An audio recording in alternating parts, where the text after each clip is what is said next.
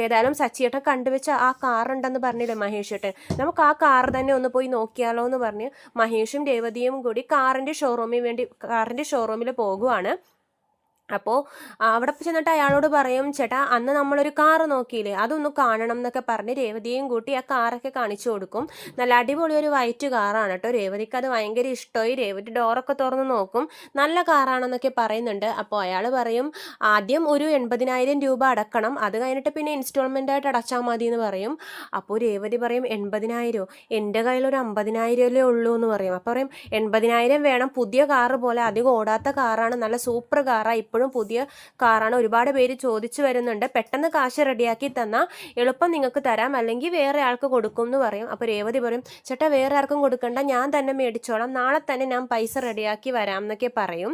എന്നിട്ട് അവിടെ ഏർപ്പാടാക്കിയിട്ട് രേവതി പോകുവാണ്. എന്നിട്ട് രേവതി ഒരു പലിശക്കാരൻ്റെ കയ്യിൽ നിന്നൊക്കെ പൈസയൊക്കെ